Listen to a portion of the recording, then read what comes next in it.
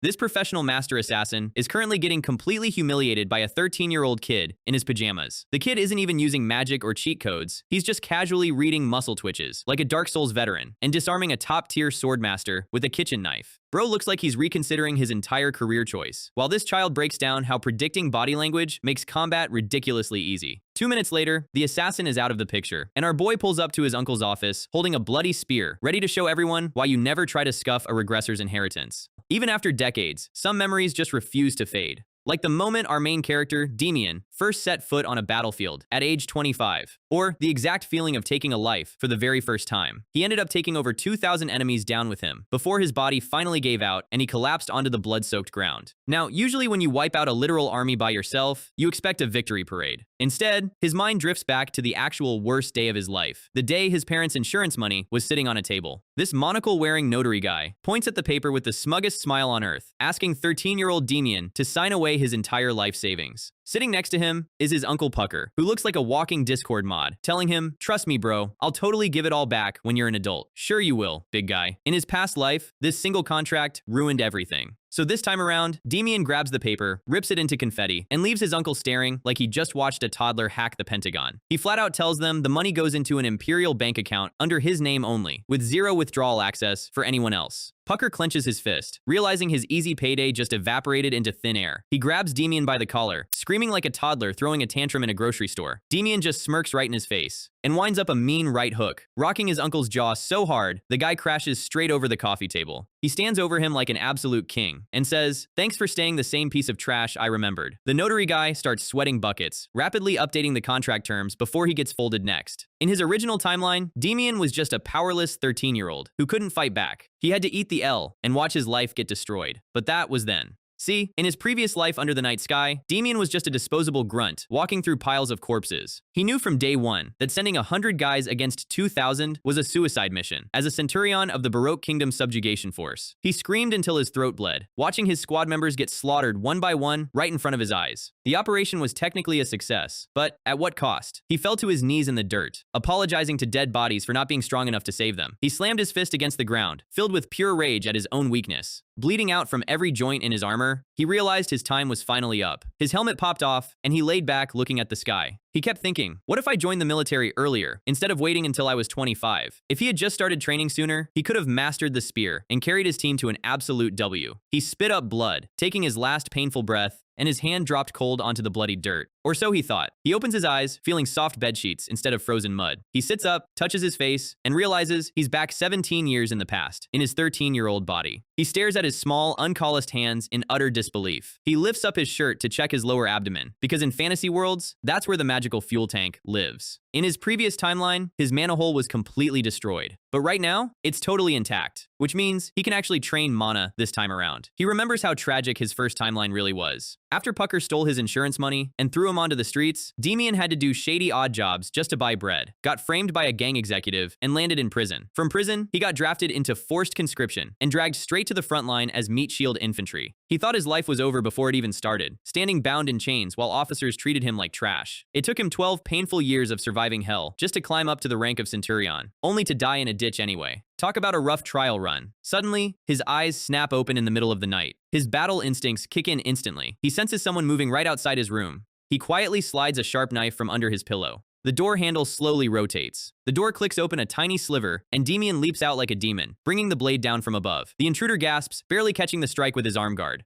"Tuck! Only went halfway in," Demian mutters, completely unfazed that he just tried to murder a grown man. A second black-clothed assassin stumbles back, screaming, "You little piece of trash, I'll kill you!" The assassin swings his blade in a wide arc, charging forward with murder in his eyes. Demian casually ducks under the slash like he's playing in slow motion, drives his dagger straight into the guy's neck, dropping him cold onto the wooden floor. Standing over the body with blood splattered across his cheek, Demian asks the real question, "Who sent you?" The surviving goons are groaning on the floor, bleeding out into the carpet. Demian grabs one by the collar, like he's picking up a sack of laundry, points his bloody blade right at his eye socket, and asks, "Did Pucker send you?" The goon stays silent, so Demian presses the edge closer, not playing around for a single second. Suddenly, a voice from the hallway chuckles, pretty terrifying for a kid. Demian looks up and instantly recognizes the guy walking in. Mookman? He narrows his eyes, processing the situation. He finishes off the goon beneath him without even looking, keeping his eyes locked on the new threat. And right then, a light bulb goes off in his head. 17 years ago, even after he ran away to the back alleys, he was captured and thrown into prison way too fast. He always wondered why the gang targeted him specifically out of hundreds of street kids. He used to think he was just unlucky. Now he realizes his fat Uncle Pucker paid off the gang with his parents' insurance money to have him kidnapped and erased forever. Demian grips his dagger tighter as dark mana begins radiating off his body. The realization lands heavy. That bastard sold me out from the very beginning? Mookman smirks, pulling out his sword with zero respect for his opponent. He rushes forward, unleashing a rapid flurry of slashes, but Demian effortlessly glides backward, dodging every single strike by millimeters. Demian smiles right in his face and asks, was Mookman always this slow? Talk about disrespecting the side villain. Mookman goes wild, swinging his blade like a lawnmower on overdrive, cutting through the furniture.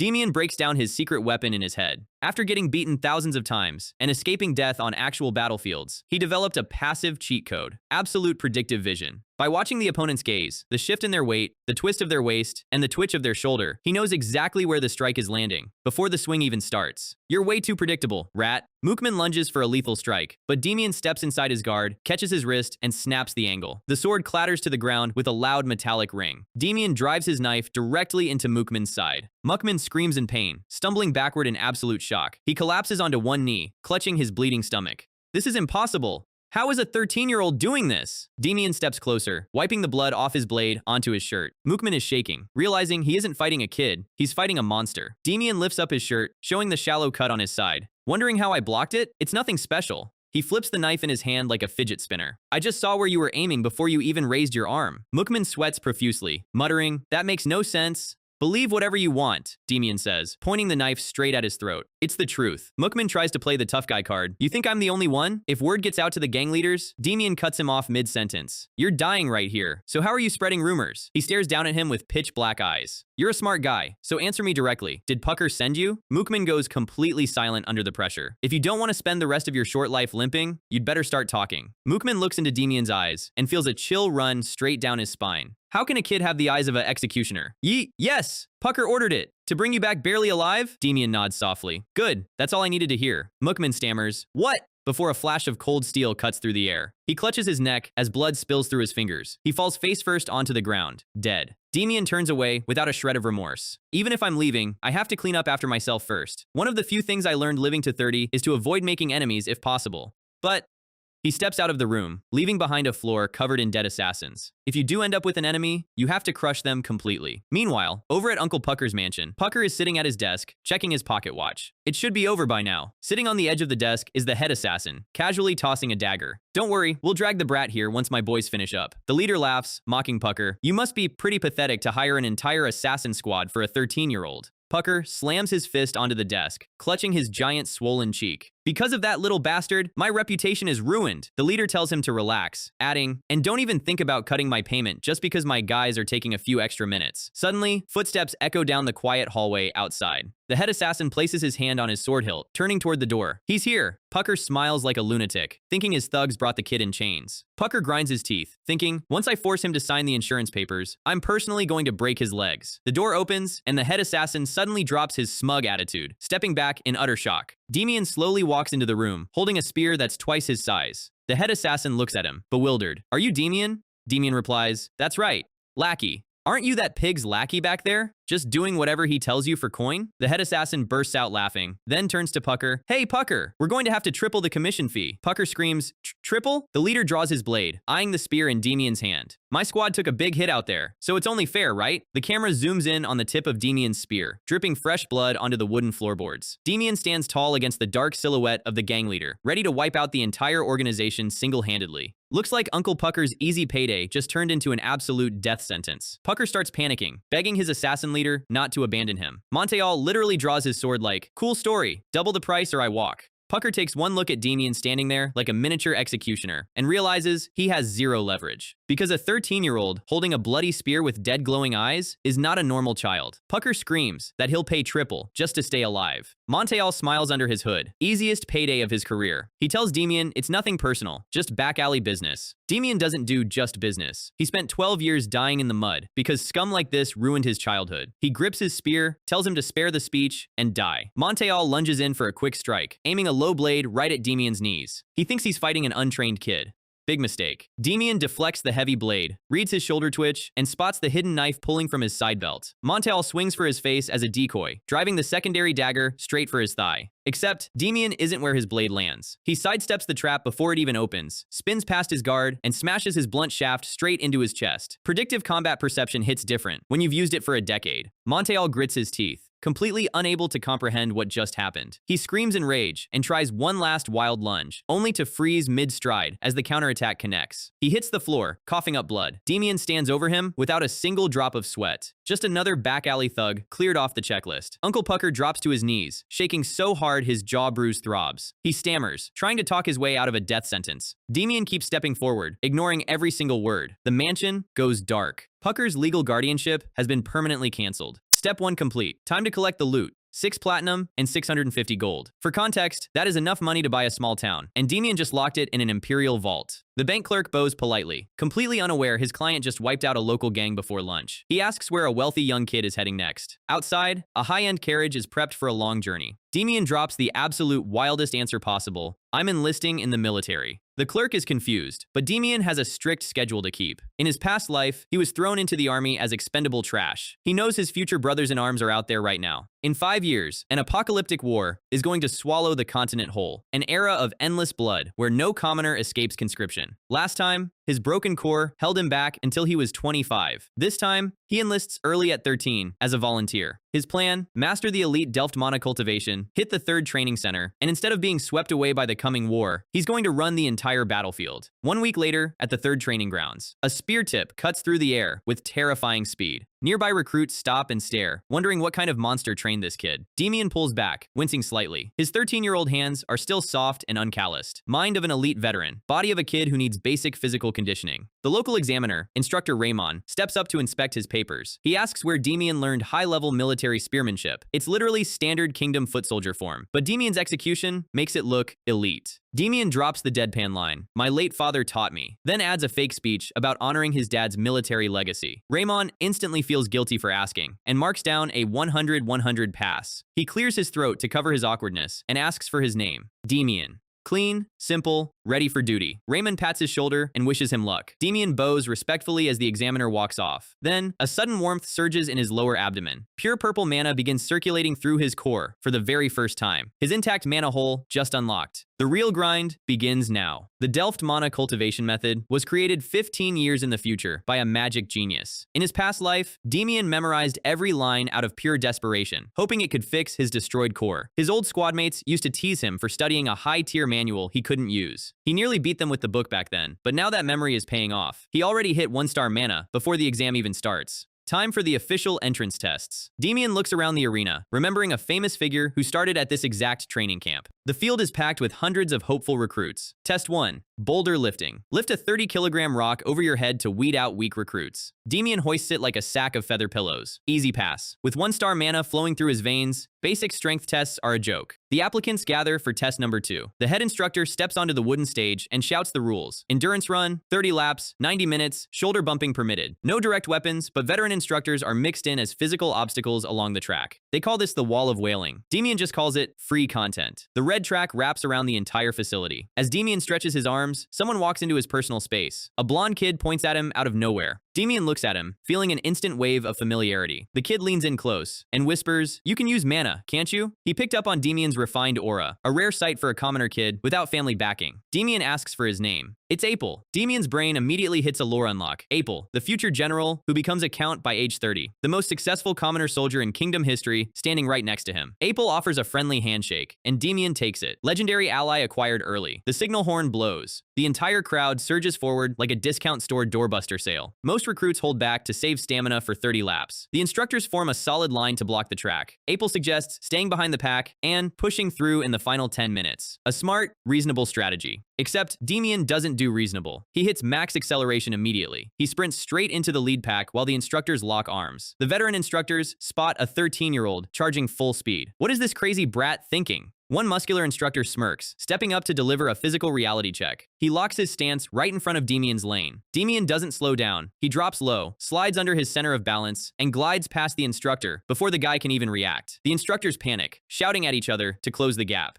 They might be seasoned training guards, but to a veteran centurion, their defensive line is full of holes. Seeing Demian slip through the unbeatable wall makes Apel laugh out loud. His competitive drive catches fire instantly. Apel channels his own mana and launches himself right behind Demian. The rest of the recruits see two kids break the line and go completely feral, charging the instructors in a massive, uncontrolled wave. The instructors get wiped out by the recruit stampede. Total tactical failure. Up on the tower deck, senior officers watch Field 2 descend into chaos. Instructor Raymond steps up with a smirk, telling them not to send extra guards. He knew Demian was a wild card the moment he saw his spearmanship. By breaking the wall first, Demian changed the mindset of every recruit on the field. Raymond reflects on how true commanders are born, the ones who light a spark on the battlefield. Lap 29. Lungs burning, pace steady. Final lap. Demian keeps his cadence locked in. Apel catches up beside him, breathing heavily. He asks if Demian planned this whole recruit riot from the start. Behind them, half the applicants are collapsed on the dirt, gasping for oxygen. Demian grins. If you have an advantage like mana, you use it to dominate. Apel respects the grind. They cross the finish line side by side, first and second place secured. Both of them pass with top scores. Meanwhile, inside the High Command office, an officer brings in a report from Instructor Raymond about a 13-year-old recruit. The commander taps his desk, genuinely intrigued. Raymond isn't the type to give out free praise, so this kid must be something else. He leans forward and asks for the boy's name. Back at the courtyard, the official pass list is finally posted on the wall. Half the crowd is sobbing over their test scores, acting like their lives are completely over. And then you have the guys celebrating like they just won the lottery. Demian is just standing there thinking it's not that deep. In times of real war, conscription was a death sentence that everyone tried to run away from. Seeing people cheer for entering the military just proves how peaceful things still are right now. Apel runs up from behind, waving his hand to congratulate him. Demian asks if he passed too, even though he already knew the answer. Apel points at the top of the board. Demian's name is sitting right at number 1. Apel smiles, saying he looks forward to working with him even if they get split into different units. He asks what Demian plans to do with his 1-week break before official enlistment. Demian tells him he has a few errands to run in the capital. Apel throws an arm over his shoulder, asking what kind of errands a kid could possibly have. He gives him a pro tip: buy padded insoles, because standard military boots will turn your feet into sandpaper. Demian nods silently, remembering how his feet looked like ground beef during his first life. He thanks him anyway for the advice. Demian asks Apel what he's doing for the week. Apel whistle laughs and acts suspiciously vague about his own plans. They wave goodbye, agreeing to meet back at the barracks in 7 days. As soon as Demian walks off, a hooded old man steps out from the shadows behind Apel. It's his personal butler, Alan. Apel watches Demian leave, wondering why a kid with that much mana control is enlisting as a common soldier. He knows firsthand that someone using mana at 13 isn't normal. Of course, Apel is also a 13-year-old using mana, so he's basically calling himself out. He remembers Demian saying the military was the only place he belonged. He figures the guy has his own dark backstory that he isn't ready to spill yet. He tells his butler that Demian is someone he's going to be seeing for a very long time. Alan calls him young master, and Apel instantly gets embarrassed, telling him to drop the noble titles in public. The undercover noble dynamic is always funny, but we've got bigger moves to make. Demian arrives in the capital city market. Looking around at the busy streets, he can't help but feel the contrast. Right now, shopkeepers are arguing over food prices like normal. In 5 years, those same streets were crawling with starving refugees begging for stale crusts. Before the apocalypse hits, he needs to secure logistics early. And for that, he needs to track down the Work Merchant Guild. When total war breaks out, weapons, grain, and medical supplies become more valuable than literal gold. Controlling the right guild means controlling the lifeblood of the entire army. In his past life, the wealthiest guild on the continent was Work. He vividly remembers his squad collapsing in the sand when relief supply wagons finally pulled up. The Work Guild single-handedly kept frontline units from starving to death. His men used to complain about the guild making massive profits off the war. Demian had to remind them that without Work's grain, they would have eaten their own boots 3 months ago. The soldiers admitted they were just jealous of the money. Still, running relief operations in an active war zone required serious guts and cash. Demian ordered his men to go fetch the supplies, watching the supply lines from a distance. His lieutenant pointed out the chief merchant standing at the front of the convoy. It was a young person wrapped in a white hooded robe, looking pretty arrogant holding a baby. Back in the present, Demian walks down the guild district. Word was Work was doing charity work long before the war started. There are 40 registered merchant guilds in the capital, but only 7 do charity. He decides to check the larger ones first to save time. 6 guilds later, absolute duds. He finally reaches the very last one on his list. He opens the creaky wooden door and asks if anyone is inside. A polite, green-haired merchant steps out from the back office. Demian bows politely, saying he wants to invest in their charity program. The merchant smiles, assuming it's just a rich kid dropping a couple silver coins. He introduces himself as Work, chief merchant of the Hamel Guild.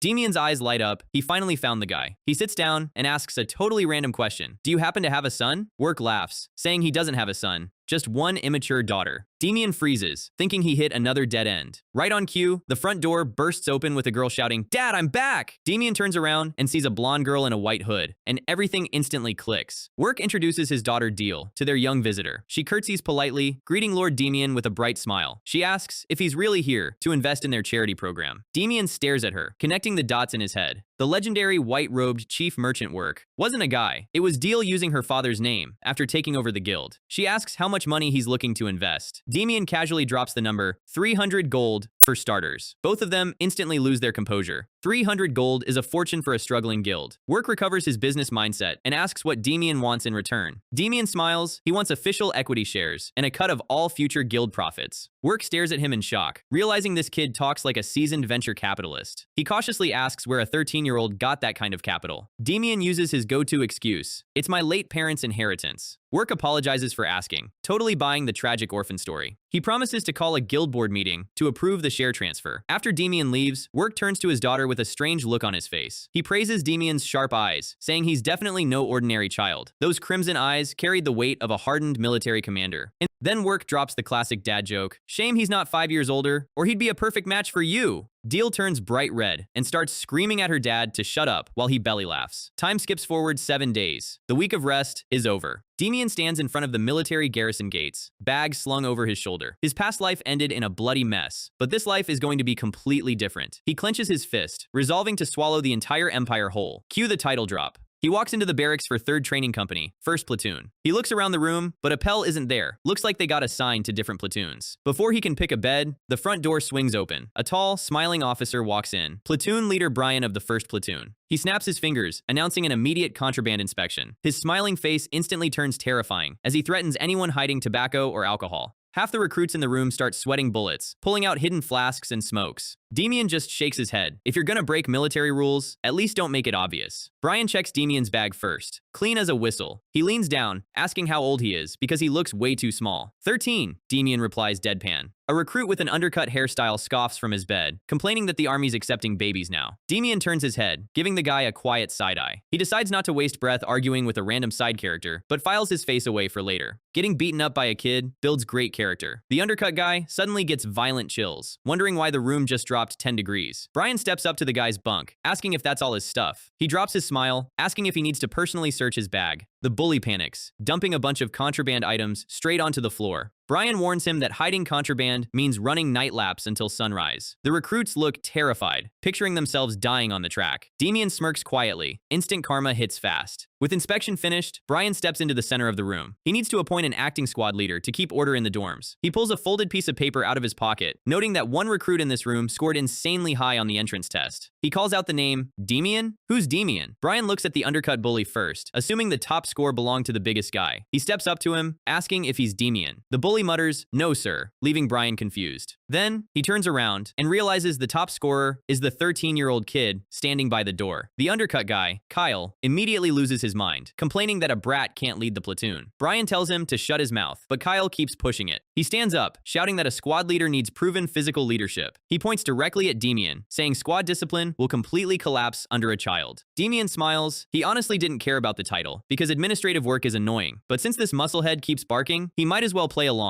He says out loud that he'd do a way better job than an idiot whose brain is 90% muscle. Kyle explodes in anger, but before he can move, a heavy hand clamps down on his shoulder. Brian radiates a pitch-black, murderous aura, warning him that insulting comrades won't end with a verbal lecture. Kyle instantly folds, stammering an apology. Brian cools off, admitting that Kyle technically has a point about leadership authority. Kyle smirks, proposing a sparring match. Winner gets the acting squad leader position. Brian turns to Demian, asking if he's fine with settling it in the ring. Demian closes his eyes. A quick beating is the fastest way to install proper military order. He points at Kyle, asking if all he has to do is crush that lump of muscle. Brian yells to the dorm, asking if the rest of the recruits agree to the match. Everyone shouts, "Yes, sir," and follows Brian straight out to the sparring arena. Kyle glares down with an arrogant smirk, ready to throw hands, unaware he's about to fight a veteran centurion. The referee calls the rules, stop instantly when your opponent surrenders. Kyle grins while Demian just nods. Kyle flexes his neck, veins popping like bros on 3 scoops of pre-workout. He charges full speed, screaming that Demian's trash-talking mouth is getting him beaten like a dog. Demian reads his center of gravity in slow motion. Speed isn't bad for a rookie, but nowhere near centurion level. Kyle throws a heavy right hook, completely missing missing as Demian casually tilts his head back. He swings a wild follow-up cross, but Demian steps under his arm with a cold smirk. Too slow. Kyle clenches both fists, deciding if he can't punch him, he'll just tackle and slam him into the dirt. He lunges with open arms, and Demian literally vanishes from his sightlines. Reappearing at his flank, Demian drives a mana-charged fist straight into his ribs. Kyle groans, doubling over. Demian assumes that's game over. Except Kyle pushes himself off the dirt, gritting his teeth. Tougher than he looks. He screams in a blind rage and charges one more time. Demian sighs. Time to wrap up this tutorial fight. He steps inside his guard and plants a clean counter-strike directly into his solar plexus. Strike. Kyle goes completely limp and hits the dirt face first. Demian dusts off his sleeves like he just finished folding laundry. He looks up at the rest of the platoon. Anyone else want a turn? Every single recruit vigorously shakes their head in absolute terror. The referee officially declares Demian the winner of the spar. Later that afternoon, Kyle walks out of the infirmary holding his bruised side. He can't believe he got knocked out by a 13-year-old kid. His memory literally cuts off after that first body blow. Total, undeniable physical defeat. He opens the barracks door. The entire room goes dead silent. The other recruits tense up, expecting Kyle to throw a sore loser tantrum. He walks straight up to Demian's bed and drops onto both knees, slamming his head toward the floor. I lost! From now on, you're my captain! Demian stares at him, thinking bro took way too much brain damage. Kyle explains that showing respect to a stronger warrior is the ultimate rule of honor. Demian realizes this bully is actually just an honorable meathead. He extends a hand. Drop the captain stuff. Just call me Demian. Kyle grips his hand with a massive smile. Squad chemistry just leveled up. 1 week of intense physical training flies by. Platoon leader Brian dismisses the recruits, except Demian. Demian follows him across the main courtyard, wondering what's up. They stop right in front of the admin office doors. Inside, all the acting squad leaders from every platoon are standing at attention. The 4th platoon squad leader whispers trash talk. What's with this shrimp? Looks like a praying mantis. He compares Demian's small frame to Kyle's wall of muscle, finding it hilarious. Demian glances sideways, just wondering how far those slitted eyes of yours can stretch. The 4th platoon guy snarls, while the other squad leaders try not to burst out laughing. Head instructor Rabin steps into the room, commanding absolute silence. 4th platoon guy glares at Demian, mouthing that he'll deal with him later. Rabin announces the inter-platoon group battle taking place in 1 week. It serves as the main midterm examination for official squad rankings. The meeting ends, and everyone gets dismissed back to their dorms. 4th platoon's leader corners Demian right outside the hallway. He tells Demian to learn his place, but Demian cuts him off, telling him to spend less time mouthing off and more time training his weak squad. Gerard from 3rd platoon steps up beside Demian, laughing at 4th platoon's salty attitude.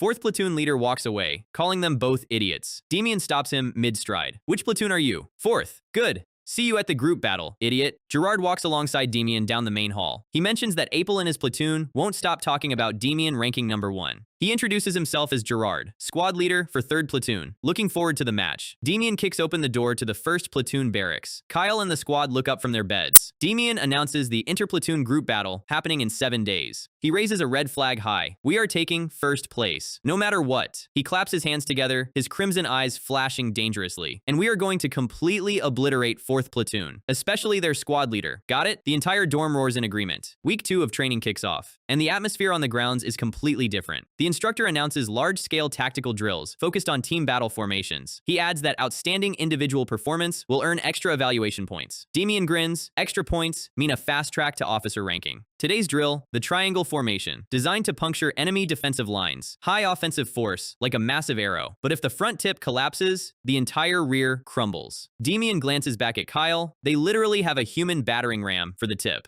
The instructor orders 1st platoon to split into 2 groups for a mock formation spar. Demian takes 1 team, while Kyle leads the opposing formation. Kyle's group forms up into a textbook triangle formation, just like the instructor demonstrated. Demian's squad asks if he has a counter strategy. He lies saying his father taught him military tactics. He huddles his team close, whispering a modified defensive trap. The recruits grin. This isn't standard textbook stuff. This is pure tactical grease. Demian positions shorter recruits with shields along the outer flank, placing heavy hitters behind him. Raise those shields high enough to cover head level. Hold the line. Kyle sees Demian going full defensive turtle and smiles, thinking it's an easy win. Don't slow down. We'll smash straight through their shields in one go. The instructor shouts, begin sparring. Kyle's wedge advances in heavy, synchronized steps. Demian waits for the exact distance, then yells, pick up the pace, charge! Both shield walls rush toward each other, kicking up dust. Demian quietly circulates 1-star mana through his upper body. He braces his shield and absorbs the impact of Kyle's entire front line. Push harder! Go for the gap in their shields! He explains tactical psychology. When people attack objects, they instinctively hesitate for a split second. That microscopic hesitation is all Demian needs. Now! Spear shafts sweep low through the gap, striking ankles. Kyle's front rank loses their footing and hits the dirt in a chaotic mess. Kyle screams at his men to get up, trying to force his way through alone. He grips his shield, charging directly at Demian. Demian meets his shield head-on. Kyle, did you forget your opponent is me? Kyle grunts, trying to overpower him with pure body weight. Demian suddenly sidesteps, releasing all forward pressure. Kyle overcommits to the push and stumbles forward completely off balance. Demian plants his foot and sends Kyle flying over his shield onto his back. Great size, Kyle, but you need to learn how to use that strength smartly. Head instructor Raven watches from the wooden platform, genuinely blown away. A 13-year-old with average physical stats just completely dismantled a heavy wedge formation. Raven stops the spar. Round goes to Demian's squad. Kyle pulls Demian up with a grin, swearing he'll beat him next time. The rest of the platoon gathers around Demian, begging him to teach them that gap counter move for the real match. Other platoons watch from across the yard, realizing first platoon isn't a joke anymore. At sunset, recruits who used to slack off are voluntarily running extra shield drills on their own initiative. Demian smiles. A united squad means effortless victory in the group match. Suddenly, arrogant shouting echoes from the fence line. 4th platoon recruits mock them. Look at that brat acting high and mighty. Are the guys following him just stupid?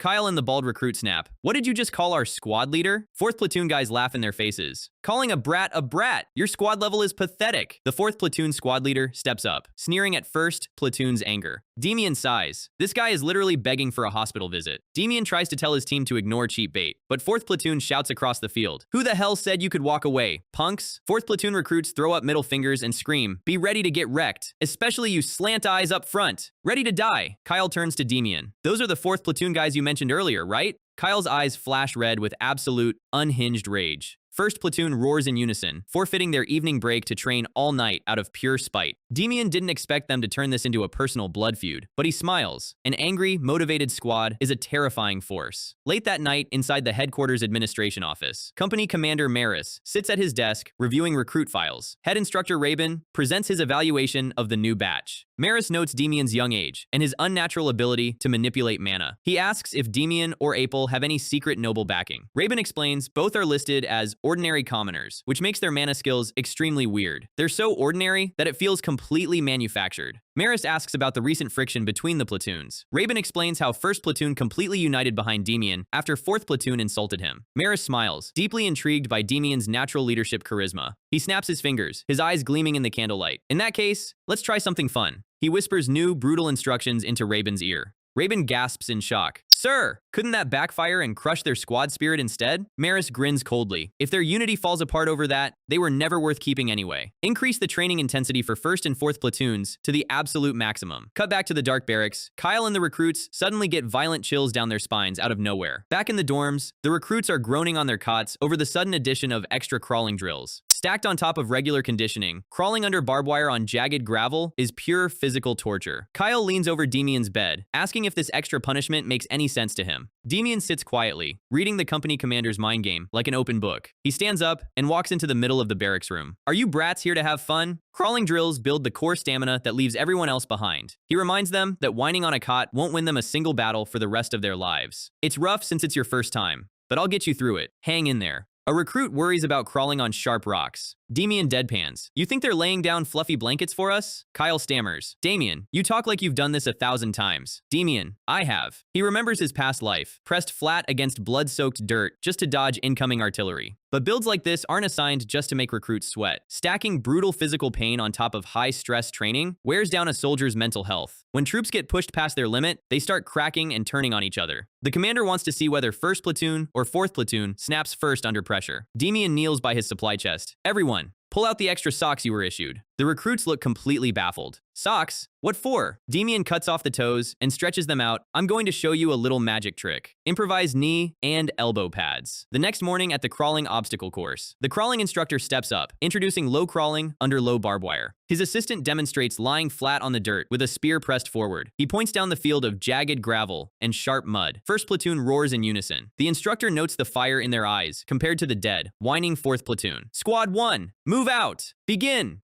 1st platoon charges through the dirt like starving berserkers. The instructor expects them to stumble, bleed, and slow down within 10 paces. Instead, his jaw slowly drops to the floor. They're literally sprinting on their elbows across the gravel course. The instructor stammers in sheer disbelief. Is this really their first time crawling? Demian steps up casually. When does Squad 2 move out? The instructor panics. Go! Squad 2 tears through the barbed wire field with huge, confident grins. The instructor loses his mind. These guys are running through a torture course like it's a playground. Demian smirks. Turns out a pair of sliced supply socks completely neutralizes a drill master's mental games. Kyle stretches his arms. Demian, this is insane! I didn't even feel the sharp rocks. The recruits crowd around Demian, cheering and calling him a total genius. First platoon finishes in record time, marching off without a single scratch. Kyle catches up alongside Demian, asking where he learned a trick like that. From my late father. That's 3 times now using his dad as a cover story. Just don't let the instructors catch you, or you'll be doing 100 laps around the parade ground. Kyle slaps his back, laughing. Now that's a master. Demian's spine nearly snaps from the impact. Next up on the schedule, shield and spear drills. They begin practicing Kingdom's finest spearmanship. Highborn nobles scoff at it as crude foot soldier trash, but mastered to the absolute end, it rivals high-tier house arts. In his past life, pushing this basic spear style past its limits is what allowed him to survive long enough to meet his master. Demian looks up at the sky, hoping he reunited with his old mentor in this timeline too. Later that evening, in the barracks hallway, 1st platoon runs into 4th platoon, returning from guard duty. The 4th platoon squad leader is covered in bruises and dirt, screaming at his exhausted team. He stops cold, seeing 1st platoon walking past, completely fresh and unbothered. 4th platoon guys get toxic. Look at them, acting like they own the hallway.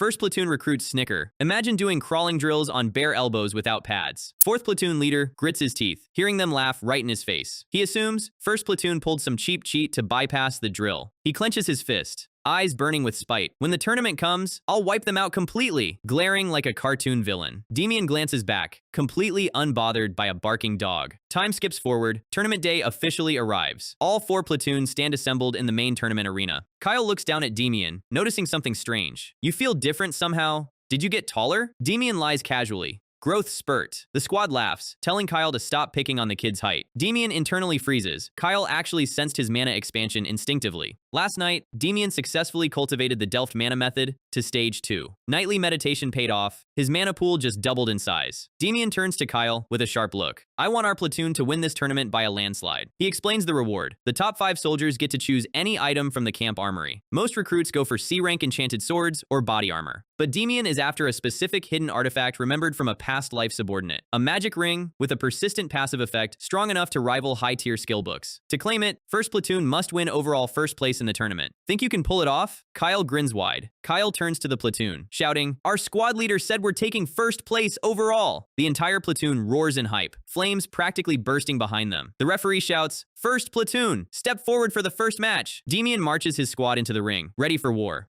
The referee explains the format. Matches are split into offensive and defensive rounds. Offense must capture the flag before time expires. Match 1. 1st platoon on defense versus 2nd platoon on offense. Demian reminds his team, just do exactly as we practiced in the yard. Kyle, on my signal, push back with everything you've got. Kyle smirks, power is my specialty. The signal horn blows, match 1 begins. 2nd platoon charges forward in a massive wave. 1st platoon locks shields together, forming a flawless, gapless wooden wall. 2nd platoon bounces off the barrier. There are no openings. It's like a solid wall. Instructors watch from the platform, expecting a standard turtle defense, until Demian yells, now! Push! Kyle roars, shoving his massive shield forward with monster strength. 2nd platoon's front line gets pushed back 5 whole paces. 2nd platoon leader panics. We're the offensive team! Stop pushing us back! Kyle drops his shield and tackles 3 recruits shoulder first. 2nd platoon screams, what is that monster? He's doing that without a shield? Kyle shouts, get next to me! Keep pushing!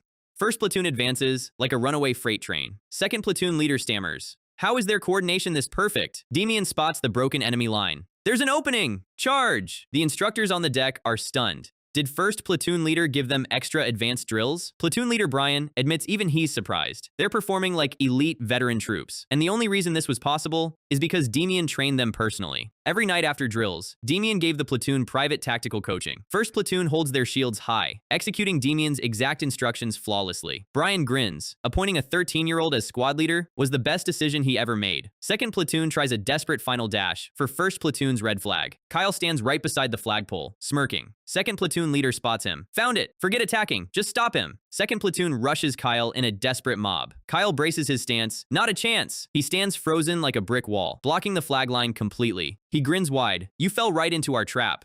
2nd platoon leader pales. A trap? Footsteps echo from above. Demian leaps off a shield platform, landing an aerial spear strike directly onto 2nd platoon's leader. The referee blows the whistle. Time expired. Offense failed to capture the flag. Demian raises the flag high. WE win! 1st platoon erupts in cheers. The referee announces a brief break before switching roles. 1st platoon is projected to win by a landslide. Senior instructor interrupts. No, I wouldn't be so sure. He points over toward Field 2. Field 2 is a total massacre. 3rd Platoon versus 4th Platoon. 4th Platoon squad leader, is cursing up a storm, stomping the dirt. They assumed 3rd Platoon would be an easy warm-up before facing 1st Platoon. Instead, 3rd Platoon's defense hasn't budged an inch. Slant Eyes barks orders from the back. Do exactly what I told you. His team snaps back. Then do it yourself. You're just barking orders from behind. Total team mutiny. Girard asks Apel. They look exhausted. Should we break through now? Apel calmly smiles. No, just hold ground and target their shield bearers. They'll collapse on their own. End quote. Girard is amazed by Apel's tactical maturity at 14, genuinely curious about Apel's hidden noble background. Girard shouts, keep their shield bearers in check. Stand your ground. 4th Platoon smashes against 3rd Platoon's wall, burning through their remaining energy. Morale and stamina completely drained. A 4th Platoon shield bearer collapses from sheer exhaustion. Girard spots the opening. 3rd Platoon, now! Countercharge. 3rd Platoon smashes 4th Platoon's front line. Girard shouts, Appel! Appel sprints forward, stepping onto a fallen shield, vaults high into the air, spins mid-air, spear whirling with blue wind mana, smashes down, wiping out 4th Platoon's entire rear guard in a single strike. Slant Eyes watches his team collapse in horror. Shit, how are we supposed to fight 1st Platoon now? He looks across the arena. Demian is standing by the fence, staring right at him with a cold smirk. Referee shouts, 3rd Platoon wins! 3rd Platoon lifts Apel onto their shoulders, cheering wildly. Demian turns away from the field. In the end, the real battle was always going to be against 3rd Platoon. Mana flares around Demian's body. See you in the finals, Appel. Break time is over, and every platoon is called back to the center ring. Kyle turns to Demian, reminding him that 4th Platoon is up next, and this is their last shot at scoring a point. Kyle flexes, eager to smash the guy who called Demian a brat, but Demian tells him to leave the squad leader to him and just clear a path. Demian looks at his squad. The enemy is exhausted, disorganized, and desperate, which means our guy isn't just going to win, he's going to erase their confidence completely. Kyle hypes up the boys, ready to make 4th Platoon pay for running their mouths. Demian locks in, fast and decisive. The entire squad shouts in agreement. 1st Platoon takes their defensive formation behind the red flag. 4th Platoon lines up across from them, holding the blue flag. The referee yells to begin, and both sides lock eyes. 1st Platoon charges forward like a disciplined wall. Two formations sprint across the open field at full speed. Demian analyzes 4th Platoon's line in a second. Sloppy footwork, gaps everywhere. He clenches his fist. A simple win isn't enough. He wants a total rout, so they never cross his squad again. Kyle leads the charge like a human freight train, slamming his shield straight into their front line. The impact sends two 4th Platoon recruits flying into the air before they even realize what hit them. Slant Eyes panics from the back, screaming at his men to hold the line. He desperately orders his shield bearers to lock down the center and protect their flag. Shadows fall over him from above. Demian launches himself off a shield platform, soaring through the sky with a cold smile. Slant Eyes looks up, his soul almost leaving his body. Demian plants a brutal aerial knee strike directly into Slant Eyes' face. He lands cleanly on his feet, while Slant Eyes hits the dirt hard. Slant Eyes staggers up, spitting blood, furious that a 13-year-old just put him on a highlight reel. He grabs his training spear off the ground, desperate to save face. He charges in a 1v1, screaming that Demian is easy pickings up close. Demian doesn't even blink. He predicts the attack angle before the spear even moves. A subtle tilt of his body, a quick parry, and Slant Eyes loses his grip instantly. Demian steps on the dropped spear, completely unbothered, while Slant Eyes realizes he is outclassed. Our guy leaps forward, driving a flying strike straight through his guard. He towers over him like a final boss, reminding him that losing your weapon on a real battlefield means you're dead. Purple Delft mana flares around Demian's right fist. He delivers a mana-infused punch directly into his jaw, folding Slant Eyes like lawn furniture. An instructor rushes over to check if Slant Eyes is still breathing.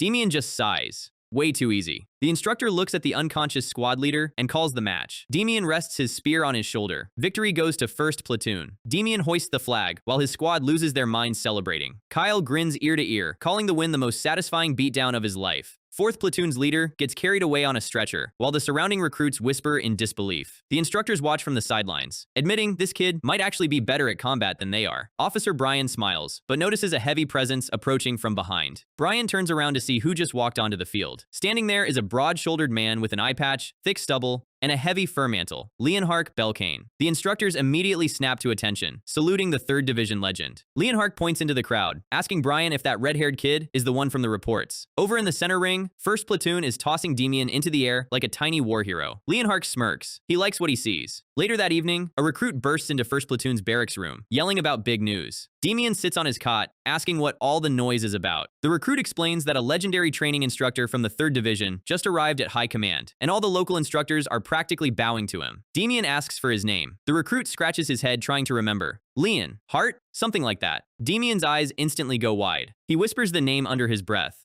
Leonhark. The recruit confirms the name just as boots start echoing outside the door. Without saying a word, Demian stands up and walks past his confused squad mates. He sprints down the wooden hallway at full speed. His heart is pounding. He needs to confirm it with his own eyes. Is it really him? He rounds the corner and freezes. Walking down the hall is the eye patch veteran alongside Officer Brian. Leonhark stops, pointing right at Demian. Brian brightens up, telling Demian he was just coming to bring him to high command. Demian snaps his hand over his heart, delivering a crisp, flawless military salute. Leonhark walks up, asking if he's the kid named Demian. Demian keeps his head up. In his past life, the 3rd Division was light years out of reach for a coreless frontline soldier. He looks at the eye patch commander, seeing the phantom outline of his past life mentor, the man who taught him how to survive war, his master. Leonhark looks down at the 13-year-old standing before him in the corridor. He senses the refined aura around Demian, realizing the kid isn't just lucky, he's practicing a genuine mana cultivation method. He praises Demian's spear skills from earlier and asks which unit he wants to join after recruit training finishes. Demian takes a breath. I plan to join the Neocalas unit. Brian and Leonhark both freeze, completely thrown off. Neocalas is the notorious monster suppression unit guarding the Bronzellian forest. High casualties, zero comfort, a meat grinder for elite soldiers. Leonhark asks why anyone would pick a suicide unit over an easy administrative post. Demian looks him straight in the eye, because that's where I can get stronger faster. Leonhark smiles and offers him a direct recommendation letter for the Knight Order instead. Brian panics, reminding him knighthoods are reserved for high nobles. Demian politely declines the golden ticket. He's made up his mind, there's someone he has to meet in that specific unit.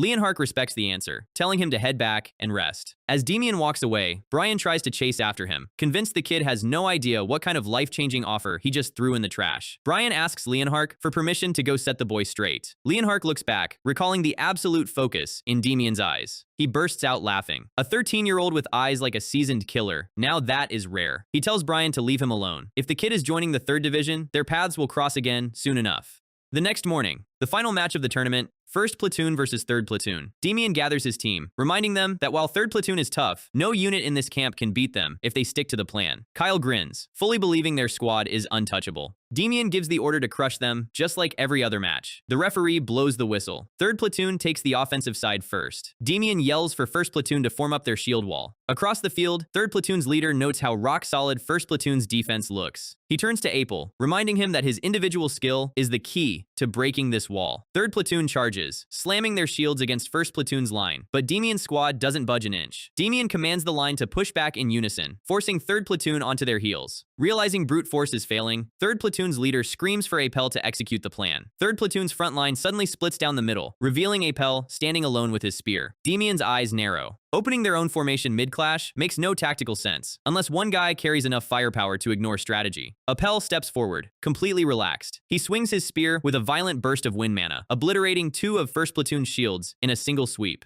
3rd Platoon cheers, rushing into the opening Apel created. Before they can breach, Kyle charges into the gap with 2 shields, slamming into 3 guys at once and stopping the momentum dead. Demian breathes out. Kyle bought them time, but Apel's raw power is an actual problem. Blowing away reinforced shields with basic training gear isn't normal for a recruit. Demian realizes Apel must be using high-tier northern wind cultivation techniques. Things just got complicated. Kyle stands holding the breach, staring down Apel. Flashback to the night before. Demian instructed Kyle to keep his eyes locked on Apel the entire match. If they pin Apel down, 3rd Platoon has no other offensive carry. Kyle asked who Apel was, and Demian told him he'd know the second he saw him on the field. Present time. Kyle smirks, realizing this blonde kid is the exact monster Demian warned him about. 3rd Platoon's leader asks if Apel can break past the wall. Apel nods, he has to. He realizes pure physical strength won't work on a tank like Kyle, so he stops holding back. Bright blue wind mana coats his entire wooden spear shaft. Apel lunges, unleashing a rapid volley of mana-infused thrusts directly into Kyle's shields. Apel grins wildly, pounding the shield wall relentlessly to force a break. Kyle grits his teeth as wood splinters and mana shockwaves rattle his armor. The shield shatters into pieces under the final blow. Apel leaps high into the air, bringing his spear down for a decisive overhead execution strike. Kyle raises his bare arms, bracing to take the hit directly. At the last microsecond, Demian slides into the gap between them. Demian raises his shield, channeling stage 2 Delft mana to intercept the strike with a violent flash of purple energy. Mid-air, Demian and Apel lock eyes through the mana dust. A loud whistle cuts across the entire training ground. Everyone freezes in place as the sound echoes. The referee announces that defense time has expired. 3rd Platoon platoon failed to take the flag within the limit. Round 1 goes to first platoon. Appel lands, clutching his chest, frustrated that he couldn't clear the big guy in time. Demian checks on Kyle, who is covered in bruises but still standing. Kyle tries to brush it off, saying he's fine to keep fighting in round 2. Demian shuts him down. They have 2 weeks of training left, and taking more mana shockwave damage will wreck his body long term. Demian assigns him to guard their own flag in the center for the second half, saving Kyle's pride while keeping him safe. Kyle looks at him with pure respect. Kyle plants the flag in the dirt, telling Demian to go out there and crush them on offense. The referee calls for side switch. First platoon takes the offensive role. Demian looks at his exhausted squad. They're on attack now, which means he doesn't need to drag this out. Demian locks eyes on third platoon's defense line. 5 minutes. Both platoons charge at each other for the final clash, with first platoon sprinting to end the tournament in record time. The final match of the platoon competition reaches its second half, and first platoon is on the attack. Demian looks across the field. He's done enough political maneuvering as acting squad leader. Now it's time to make a personal statement to high command. Not as a lucky kid, but as Demian. He spots Apel standing right beside the blue flag, guarding it personally. Apel used up massive amounts of win mana during the first round, so standing at the back is his only option. Demian knows there's no trick to this. He has to run straight through him. The referee yells for the match to begin. Demian orders his squad to sprint at maximum speed right out of the gate. First platoon surges forward like a single machine, their wedge formation staying tight even at a full sprint. Third platoon's front line panics, screaming for everyone to raise shields and lock down their leader. Demian drops his center of gravity, sliding under their line before the shields can even lock. Stage 2 purple mana flares around his spear tip, and he drives a thrust straight through a wooden shield, shattering it on impact. The wooden splinters send 2 defenders crashing into the dirt. Demian yells for his squad to flood the breach. Third platoon's formation completely collapses in seconds. 4 spearmen try to encircle Demian at once, thrusting from all sides. Our guy uses predictive perception, reading their shoulder twitches and ducking under every single spearhead effortlessly. The 4 spears clash together, hitting empty air. Demian sweeps his spear low, taking out all 4 of their ankles in one clean motion. He calls for first platoon to keep pushing while the defense is scattered. Kyle and the boys charge through the open lane like a runaway truck. Third platoon's squad leader backs up in horror, realizing they've reached the flag in under 2 minutes. Apel steps forward, his blue eyes glowing with win mana. He tells his squad leader to guard the pole while he handles Demian himself. The squad leader bites his lip. It hurts his pride, relying on a 13-year-old recruit, but he has no choice. Appel walks toward Demian, shrouded in aura. The future great general of the kingdom, Appel Van Trial, locks eyes with our regressor. Appel lunges forward with a lightning-fast thrust. Demian reads the trajectory instantly. The first move is just a feint. The fake strike tears up the dirt as Demian sways back. Appel immediately transitions into a real killing blow, coating his spearhead in compressed wind. Demian catches the strike on his spear shaft, steel like wood clashing against wind mana mid-air. Appel pulls back, genuinely shocked that a commoner recruit can parry his high-tier technique. Demian tightens his grip, pouring every drop of stage 2 Delft mana into his weapon. He leaps forward, delivering a full-power overhead strike. The purple mana impact completely shatters Appel's wooden spear into toothpicks. Appel slides back on his boots, his mind racing. No normal commoner controls mana with this level of precision. He stares at Demian in absolute disbelief. To him, Demian looks like an insurmountable shadowy wall looming over the entire camp. Demian lowers his spear, walking forward calmly. Time to wrap this up. He drives a final mana-infused palm strike straight into Apel's chest guard. The chest piece cracks, and the shockwave knocks the air clean out of Appel's lungs. Appel tumbles across the ground, completely disarmed and broken. He groans in the dirt, unable to get back up. Demian doesn't even waste 2 seconds celebrating. He sprints right past him toward the blue flag. Appel reaches out a trembling hand, but he can only watch. The blue flag gets yanked straight out of the ground. Demian hoists it high into the air. First platoon wins the tournament. Apel lies on his back, staring up at the sky, biting his lip in defeat. Demian walks over, holding the flag in one hand. He offers Apel a hand up, saying it was a great match. Apel grabs it, muttering that he won't lose next time. Demian smiles, telling him they should just fight on the same side next time, because beating him twice sounds exhausting. Apel huffs and walks off. Demian reflects that beating Apel here might actually push him to become an even bigger monster in the future. First platoon swarms Demian, roaring in victory. Up on the balcony, Officer Brian notes that first platoon took the entire tournament smoothly. Instructor Leonhardt smirks, watching the recruits celebrate. The squad tosses Demian into the air like a king, enjoying their hard-earned victory. The next day in the mess hall, Kyle stares at a massive roasted steak, like he just found gold. The tables are loaded with whole roasted chickens and prime cuts, the reward for winning first place overall. Demian watches his squad stuff their faces, amused by how simple soldiers are to please. He looks toward the head table and notices Instructor Leonhardt has already departed the camp.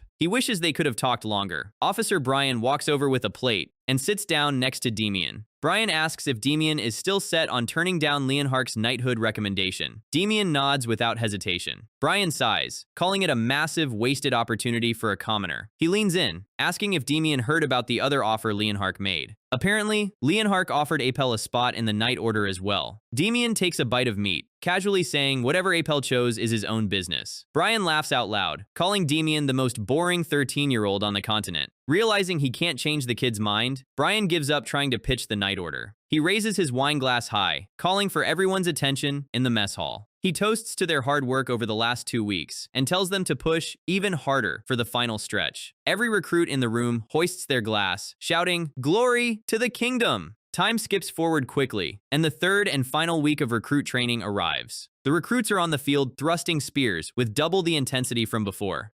Demian observes the lines. The entire camp's attitude has shifted completely. The tournament acted as a massive reality check, driving every single platoon to train like hell. The instructor calls for a 5-minute break under the afternoon sun. Kyle wipes his sweat and walks up to Demian, asking if he heard the latest gossip. Word is, 4th Platoon completely fell apart after their loss, and half their recruits are quitting or getting discharged. Especially their squad leader, Slant Eyes packed his bags and bailed the second the tournament ended. Kyle laughs hysterically at the pathetic L. Demian pulls Kyle along, telling him that side character drama doesn't matter right now. Winning the tournament gave them group points, but individual scores decide their final unit assignments. He breaks down the numbers. Almost everyone wants the Royal Administrative Soldier post at the palace, a cushy desk job, but only 30 out of 160 even qualify to apply. It's cutthroat competition, because every commoner wants an easy life. Kyle panics, grabbing Demian's shoulders and asking if Demian is trying to go to the palace too. Demian shakes him off, telling him he has zero interest in palace life. He asks Kyle why he cares so much. A palace job means sitting at a desk pushing paperwork 12 hours a day. Kyle pauses, realizing that actually sounds like psychological torture. Demian tells him straight, a gym bro who loves fighting would lose his mind inside a palace office within a month. Kyle agrees, then asks where Demian is planning to go instead. Demian states it casually, "I'm going to the Neo-Calites unit." Kyle screams at the top of his lungs, telling the nearby recruits that Demian has lost his damn mind. Demian lands a swift kick straight to Kyle's shin to shut him up. Kyle doubles over holding his leg, chuckling. He laughs out loud, saying Demian is completely insane, and that's exactly why he follows him. The break whistle blows, and the recruits head back to the drills, glad there's one less competitor for the cushy palace jobs. Time skips to the end of the month. Graduation and discharge day.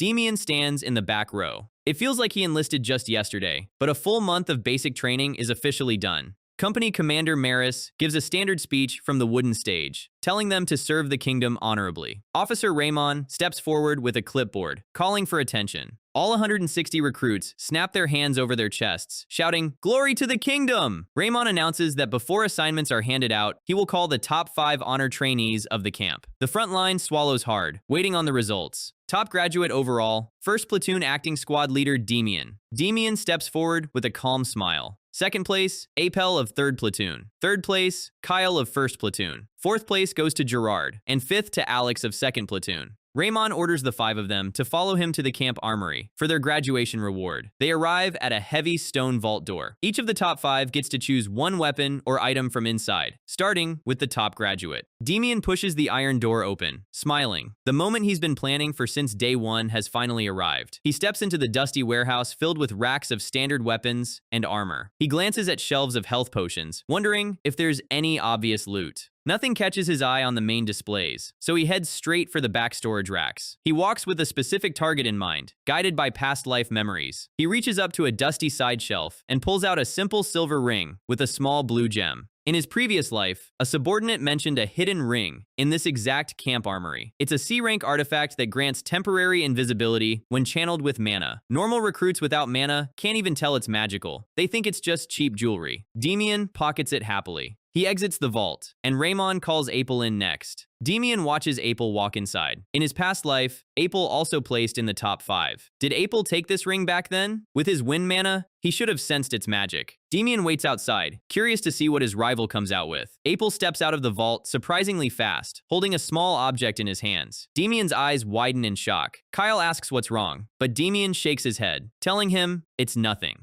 He stares at the object in April's hands. There's no mistaking that shape or energy. It's an ancient metallic seal, bearing the crest of a northern kingdom that was destroyed centuries ago. Apel holds the seal tightly, as blue wind mana leaks from his fingers. Demian realizes a massive plot twist. He always wondered how commoner Apel learned high-tier mana. Apel is directly connected to a fallen royal bloodline. Raymond unlocks the armory door, asking the top graduates if everyone managed to pick an item. He looks at the silver medallion in Apel's hand, asking if he knows what it is. Apel claims he just felt divine power coming off it. Raymond nods smoothly, explaining it's an ancient warding seal meant to protect the user from bad luck. He glances over at Gerard's high-grade spear and Kyle's heavy shield, praising Master Walter's craftsmanship. Then, he turns to Demian, looking completely bewildered. Raymond asks if he's really sure about keeping that plain silver ring, explaining it only slightly reduces body weight. He asks if Demian picked it up by mistake and tells him to try wearing it. Demian slips the ring onto his finger and takes a quick sprint across the dirt. The wind wraps around his boots instantly. He stops on a dime, telling the instructor that it feels significantly better than expected. Our guy smirks internally. Raymond thinks it's a dollar store agility accessory, but Demian knows the truth. Weight reduction plus optical invisibility makes this an A-rank artifact.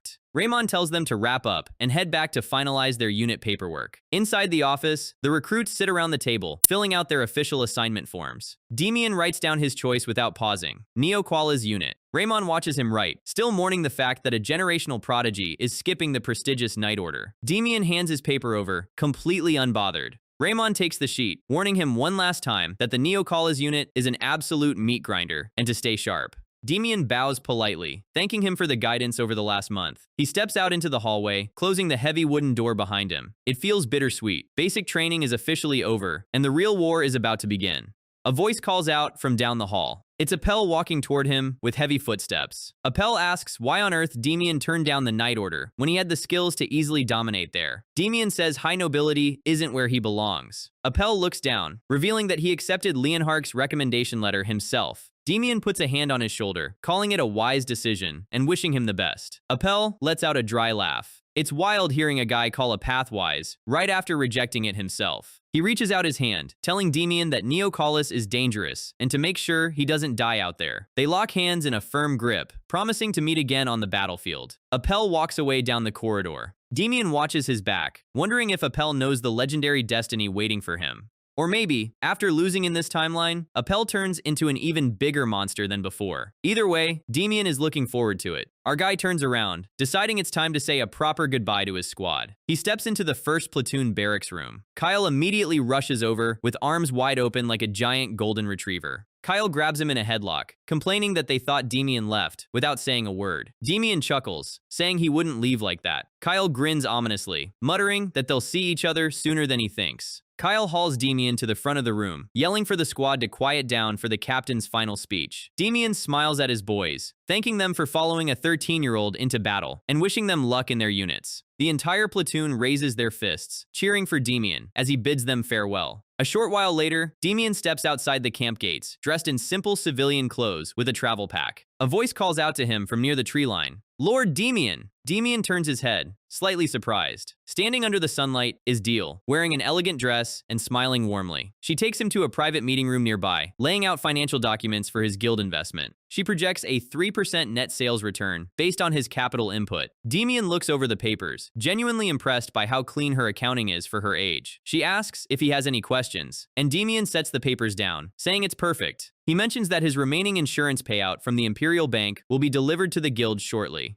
Deal starts pulling out formal legal contract forms, but Demian waves his hand to stop her. He tells her that legal contracts are only needed when partners don't trust each other, and he trusts her completely. Deal stares at him, stunned by his absolute confidence. An assistant enters carrying a heavy iron-bound chest. Demian places his hand on the chest, presenting his actual investment capital. Deal opens the lid, and her jaw literally drops. Demian leans back on the couch like a teenage venture capitalist. Inside the chest isn't the promised 300 gold. It's well over 500 gold in shiny stacks. Deal stammers, asking if they need to rewrite the equity percentage. Demian tells her there's no need. He says the extra 200 gold is a tip for treating a 13-year-old kid like a serious investor instead of a joke. Deal composes herself, asking where his official military unit assignment is taking him. Demian closes his eyes casually. West. Neocala's unit near the Bronzelian forest. Deal slams her hands on the table, asking if he volunteered for a death sentence. Demian smirks, joking that if he dies out there, the entire 500 gold belongs to her guild anyway. Deal's expression instantly goes cold. She tells him straight up that she doesn't find dark humor funny. Demian blinks in surprise. He thought she was just a polite noble girl, but she's got sharp claws when it counts. She asks when he leaves for the border, and he replies 3 days. Deal bows deeply, promising to turn his capital into the greatest merchant empire on the continent. Demian watches her leave, satisfied that his financial backend is completely secure. He stands up, thinking he might as well enjoy 3 days of good food before rotting in a monster forest. He spends the next 72 hours eating entire skewers of meat and drinking fruit cider in local taverns, and then passes out drunk on a stone bench like a homeless veteran. Classic MC behavior. 3 days later, Demian walks down the western forest trail with a full backpack and a map. He checks his gear, ready to make the long trek alone. Suddenly, heavy footsteps crunch behind him. Demian looks back, annoyed. Standing in the middle of the trail is Kyle, wearing a massive travel pack and grinning like an idiot. Demian stares at him, asking what on earth he's doing here. Kyle walks up, asking if Demian really thought their bond ended at basic training. Kyle throws his arm around Demian's shoulders, revealing he applied for the Neocala's unit too. The duo is officially locked in.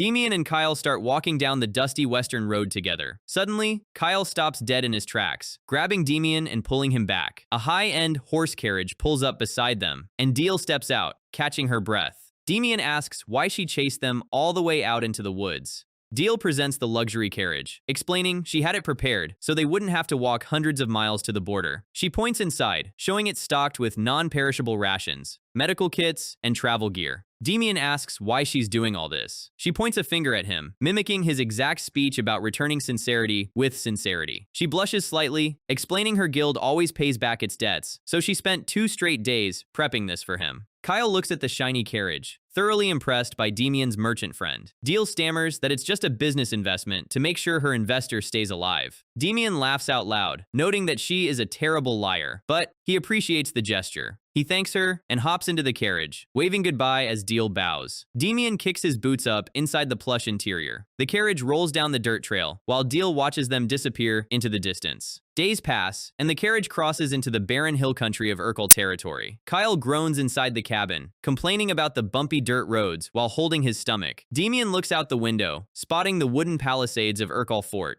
noting the complete lack of civilian residents. He leans back, explaining that the locals are probably inside the Bronzelian forest harvesting. He breaks down Urkel's economy. Most residents survive by picking a wild medicinal herb called amancho inside the dangerous forest. Raw amancho is a nasty poison that causes violent fevers and explosive diarrhea, but when refined properly, it becomes a top-tier painkiller. Since 60% of the kingdom's painkiller supply comes from here, the locals can't leave no matter how many monsters attack. They jump out of the carriage, deciding to walk the final stretch into the fortress base. They head down the main street of Urkel town. The buildings are silent and run down. Kyle looks around nervously, asking if this ghost town is actually where they're stationed. They stop in front of a giant, crumbling stone fortress gate. Kyle mutters that the wall looks like it'll fall over if you sneeze on it. Demian's eyes narrow as he catches the sharp scent of fresh blood. Demian warns Kyle that someone is coming out through the mist. A dark silhouette of soldiers limps through the fortress gates. It's a squad of battered veterans carrying their wounded comrades on their shoulders, covered in dried blood and mud. On their shoulder armor is the Neocala's unit crest, crossed swords over a broken shield. The injured soldiers hobble past the 2 13-year-olds without saying a single word. They disappear deeper into the base like living ghosts. Kyle shivers, asking why everyone in this unit looks completely dead inside. Demian sighs, telling Kyle to get used to it. This isn't a training camp. People fight for survival here every day. Looking at those hollow eyes triggers an old memory in Demian's mind. Flashback to his previous life. Commander Demian stands before his 100-man unit, asking what a soldier's most important duty is. Recruits shout out answers, obeying orders, crushing enemies, taking 20 enemies down before dying. Demian's eyes go dark. He chops one recruit over the head, causing him to scream in pain. He tells them that taking 20 enemies down is the stupidest answer possible. The correct answer is simple: do not die. He commands them never to treat their lives lightly, to survive by any means necessary, and to make it back alive. He tells them they must get stronger specifically, so they don't end up as corpses in some forgotten field. Present time. Demian lets out a bitter smile. He gave them that grand speech, and yet every single one of those men died in the final war anyway. He snaps out of his thoughts, telling Kyle to move inside. Kyle hesitates, but Demian turns back, reminding him they came here to get strong, and standing around breathing dust is a waste of time. Kyle tries to argue that the mood inside looks terrible, and they should wait, but Demian is already walking.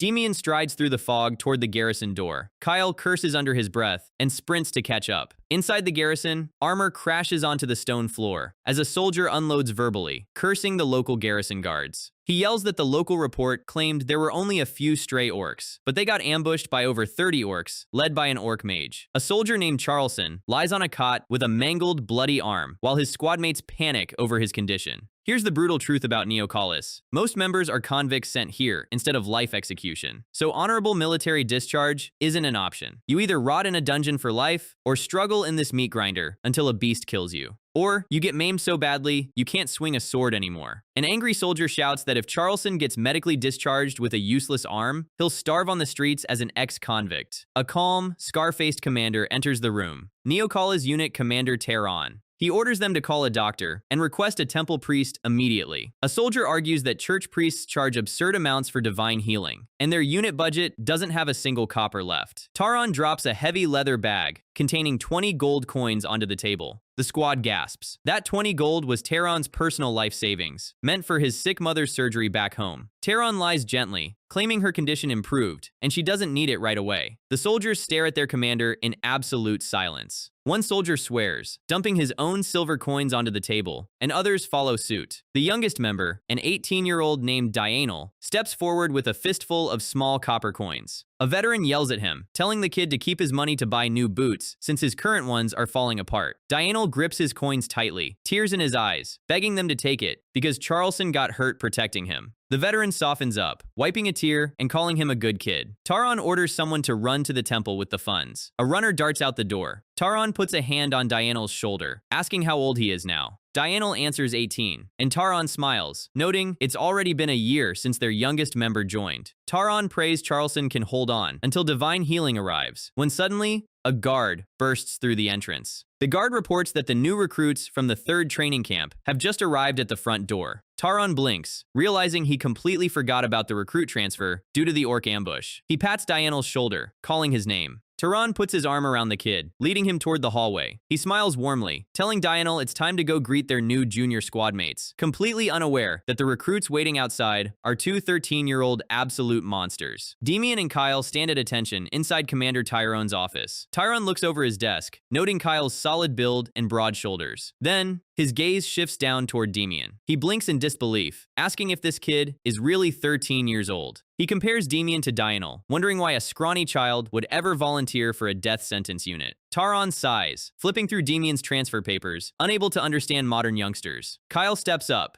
proudly blurting out that Demian graduated first place overall in their training camp. Taran rests his chin on his hands, his scarred face unreadable. First place? So what? He reminds them that a controlled training camp and this bloody border are two completely different worlds. Demian calmly replies that he knows. Taran calls Dianel into the room. He points at the two rookies, ordering Dianel to assign them bunks and let them sleep. Dianel nods coldly, telling the two new guys to follow him out. They walk down the stone corridor in single file. Dianel breaks the silence, explaining that conventional military ranks don't exist in Neocalis. There's only the captain and vice captain. Below them, seniority is decided purely by how long you've managed to stay alive. He opens the door to a stone barracks room, pointing to empty bunks in the corner. He adds coldly that they won't be using those beds for long anyway. Kyle stops, asking what the hell that's supposed to mean. Dianel turns around, stating he's been here a year and is still called the new guy. Kyle gets in his face, but Dianel's eyes go dark. It means everyone who joined after me is already 6 feet under. The room goes dead silent. Demian stands behind Kyle, unbothered. Dianel orders them to unpack and clean the entire room before he gets back. The door slams shut behind him. Kyle fumes, complaining about the guy's garbage edgelord attitude. Demian just smirks, stretching his back casually. He looks around the dusty room, feeling right at home in a frontline barracks. He grabs a rag and a bucket, telling Kyle to stop whining and start scrubbing. Kyle stares at him like he's crazy, but Demian says if they're cleaning, they might as well do it right. Our guy holds out a rag with a bright smile. It's our very first official task as juniors, isn't it? Kyle explodes, grabbing the rag. Do I look like a professional maid service to you? Meanwhile, at the local unit store, Dionel sits on a bench waiting for his spear repairs. He closes his eyes, thinking about why he acts so distant toward recruits. He recalls past missions where he got attached to new recruits, only to watch them get torn apart by goblins the next day. He remembers telling a nervous rookie to relax, because it was an easy mission, only for that same rookie to get ambushed and killed a second later due to a single moment of carelessness. That's the reality of Neocalis. Survival is a coin flip. At some point, Dionel stopped asking for new names, because remembering dead people got too exhausting. And yet, that red-haired 13-year-old kid stuck in his mind. The way Demian looked at him felt like he already knew him. The blacksmith calls out, handing Dionel his repaired spear. Dionel pays his coins and stands up.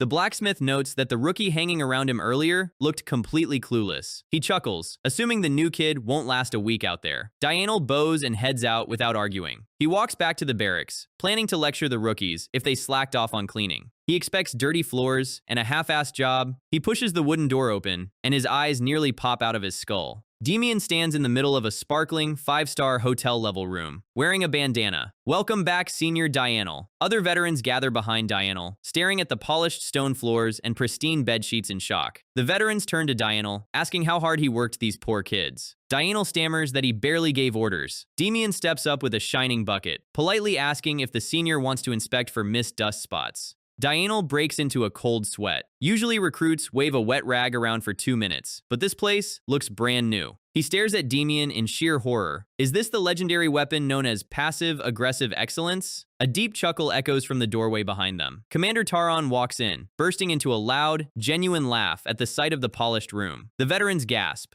Their emotionless captain hasn't smiled like that in years. Taron gestures for Demian and Kyle to step forward. He asks if the two of them really scrubbed this entire place clean by themselves. He leans in, asking why they cleaned so thoroughly when they could have just pretended. Demian snaps to attention. Senior Dionel's orders are absolute. Orders from a senior are sacred, so we dug in. Taron looks at Demian's unwavering eyes, realizing instantly that this kid isn't a normal recruit. He glances at Kyle sweating behind him, noting that Demian is ready for combat, while Kyle just follows his lead. Taron smiles. This isn't some weak potato assigned by mistake. This kid picked Neocalis on purpose. He turns around to address the rest of the barracks. The veterans quiet down, waiting for the captain's words. Taron throws his broad arms around Demian and Kyle's shoulders. From today on, these two are officially ours. Take care of them. Kyle grins, and Demian smirks under his bandana. Phase 1 of joining the unit is complete. Late at night, inside the barracks. Flashback to Demian's past life. A comrade lies on the cot beside him, asking if this war will ever end. Past life Demian stares at the ceiling, muttering that it only ends if they surrender. The comrade closes his eyes, telling Demian that he isn't allowed to die before him. Demian tells him to stop talking nonsense, but his friend makes him promise anyway. Present time. Demian opens his eyes in his bunk, smiling bitterly. He never answered back then, but technically, he kept that promise. Because in his past life, his comrade died on the battlefield first, impaled by enemy blades. Demian remembers charging into the fray right after. He outlived everyone in his squad, right up until the end. Demian sits up on his cot, staring into the dark. Damn memory flashbacks. Realizing he won't fall back asleep, he decides to go outside and practice his mana cultivation. He walks into the quiet forest behind the garrison under the moonlight. Wind cuts through the trees ahead.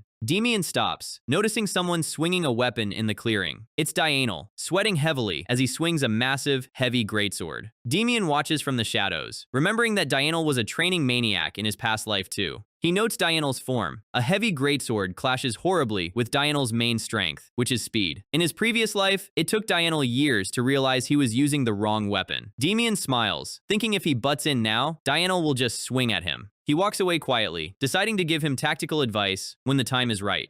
Next morning, the unit gathers at the Rocky Mountain Training Grounds. A group of scarred veterans sit on a rock, bored while waiting for the captain. One suggests placing a bet. They slap silver coins together, betting on whether the two new 13-year-old rookies will collapse during the morning session. Kyle overhears them and fumes, pissed that the seniors are treating them like a joke. Demian watches the gambling circle. The mood in this unit is completely rotten with fatalism. Everyone expects everyone to die. Demian turns around and walks straight toward the gamblers. Kyle calls out, confused. Demian steps right into the middle of their circle. Mind if I join? Sounds fun? The veterans laugh, asking if the rookie has money to burn. Demian agrees, but says he wants to tweak the terms of the bet. He flips a shiny gold coin into the air, betting that he will beat every single veteran here and take first place in today's training. The veterans stop laughing, their expressions darkening at the rookie's sheer disrespect. The head gambler smirks, accepting the gold coin, saying if Demian wins, he takes the whole pot. But if you lose, kid, you're running our errands for an entire month. Demian tilts his head, asking to add one small condition of his own. If I win, I want total free time during training hours for a month.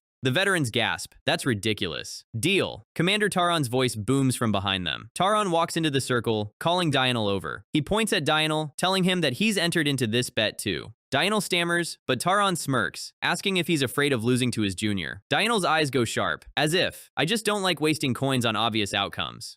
Taran flips a coin into Dianel's hand, covering his stake personally. Taran turns to Demian, promising that if he handles training better than his seniors, the free time is his. The veterans glare at Demian, thoroughly offended that a kid thinks he can outrun border veterans. They clench their fists, promising to crush the cocky rookie's pride. Demian bows his head, smirking. Everything is going according to plan. He didn't make this bet for free time, he did it to light a fire under a unit that was slowly dying of depression. Taran steps up, shouting that stamina training starts now. He points to a massive pile of heavy wooden logs. You're running with these all the way to the top of the rocky peak. The veterans scream in outrage, complaining that log running isn't part of their usual routine. Taran yells over them, ordering everyone to grab a log and move. No slacking. The drill begins. Soldiers haul massive tree trunks onto their shoulders, struggling up the steep, jagged rocks. The veterans pant and sweat, their boots slipping on the loose gravel. Taran stands at the peak, with arms crossed, watching them climb. A veteran mutters that the captain changed the drill to break the rookies, expecting Demian to collapse instantly. He looks back down the slope, pausing. Wait, where is the kid?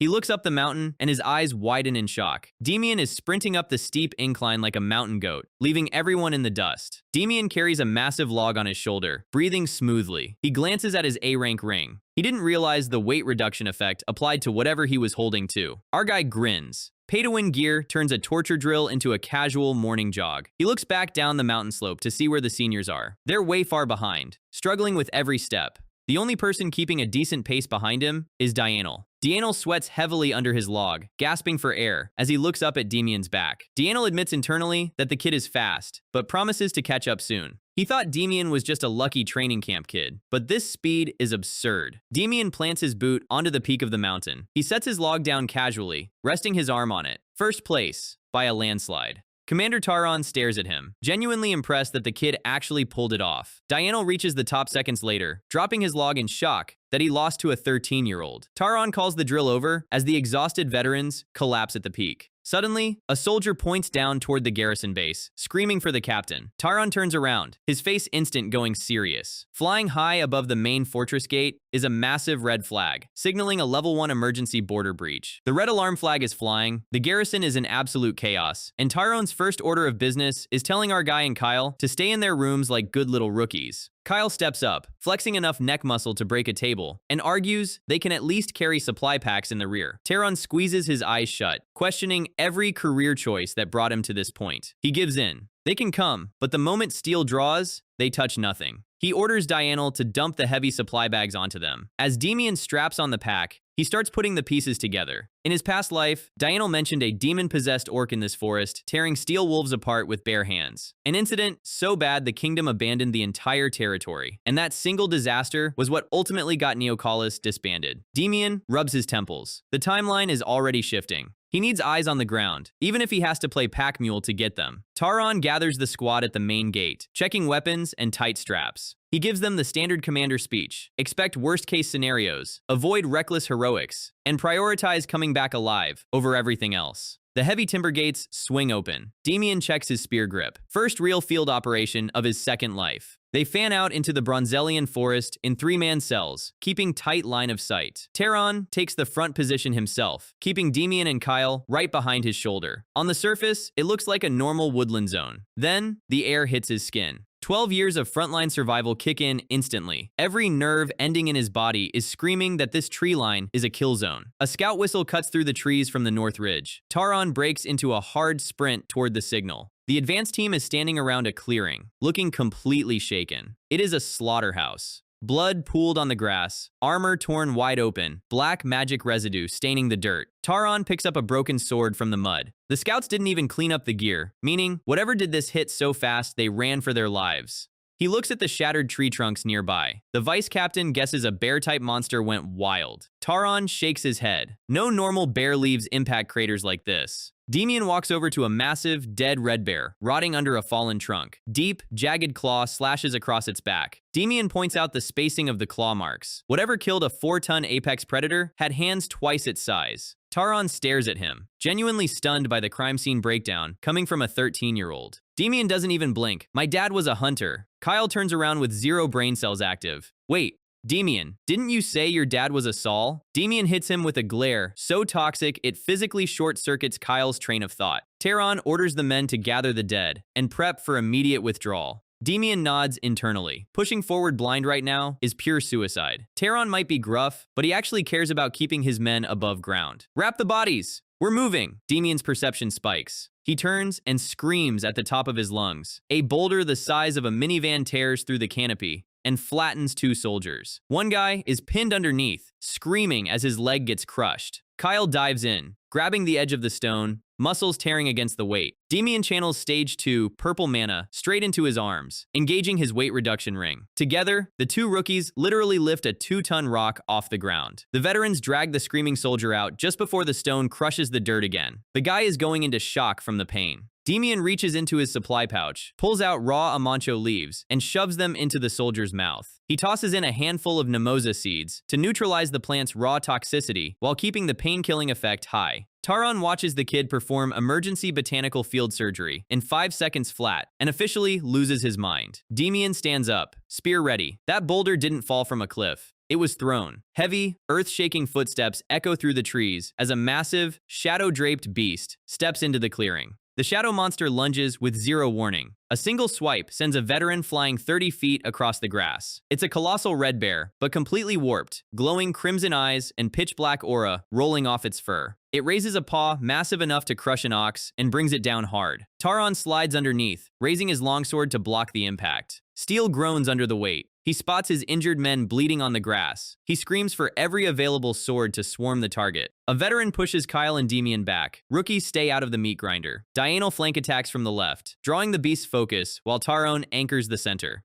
The bear roars, swinging wildly, but the penal unit squad holding the line doesn't break. Taran gathers dense blue mana along his blade edge, his eyes locking onto the neck seam. Demian watches from the back. Clean mana compression. Taran is a real commander. Taran leaps 20 feet into the air and drives his sword straight through the bear's throat. The massive beast crashes hard onto the dirt, completely lifeless. The squad cheers, but Taran walks over and kneels by the corpse, examining the fur. Under the black pitch, the skin is covered in rotting, necrotic black spots. The vice captain backs away, terrified it's some kind of airborne plague. Demian steps closer. He knows those marks. That isn't disease. That is raw demonic corruption. Taran cancels the skinning detail, orders the hide abandoned, and turns directly to Demian. Rookie, you knew what that was the second you looked at it. Demian doesn't bother denying it. Taran nods grimly. Office. Now. He commands the squad to march back to the garrison immediately. No rest. No detours. 10 minutes later, Demian is sitting across from Taran's desk. Taran leans forward, arms crossed, staring holes through the 13-year-old. Demian gives him the straight answer. The bear was mutated by demonic energy. Taran's eyes widen. Demonic magic is blacklist territory across the entire continent. He asks if there's a black mage hiding in the forest. Demian tells him it could be a mage, or worse, a cursed demonic relic leaking power into the soil. Internally, Demian is putting the timeline together. In his past life, a demonic monostone in Bronzelian Forest triggered a massive monster wave that wiped out entire towns. Meaning, right now, the stone is still in its early activation phase. If he can hunt down the stone before it peaks, he can destroy it and save the entire region. Taran sighs heavily. And where did a kid learn about forbidden demon artifacts? Demian pulling out the reliable classic, "My dad told me stories." Taran knows it's a line, but right now, a 13-year-old's fairy tales are the only intel he has. The next morning, the barracks doors fly open. Kyle is still groaning on his cot when a soldier sprints into the room, shouting the news. High Command just issued a total lockdown. The Bronzelian Forest is completely sealed off by official decree. No missions, no herbalists allowed. The penal soldiers start celebrating like it's a holiday. Free training days and 0 suicide patrols. Kyle looks over and sees Demian face-palming into his pillow. If the forest is sealed, Demian can't get inside to smash the mana stone before it mutates the whole ecosystem. Downstairs, heavy armored boots echo through the hallway. A local city guard commander sits down in Taran's office without asking. Taran looks like he wants to throw the man out the window. The official smugly announces that the local temple verified demonic aura on the bear carcass. Taran's stomach drops. The kid was 100% right. The official explains the temple is dispatching a holy priest for a joint search team into the Forbidden Forest, and they specifically demand the soldier who identified the demonic energy come with them. Taran tries to shut it down. He isn't throwing a brand new rookie into a holy investigation unit, but the official makes it clear. Refuse, and Neocalas gets audited into oblivion.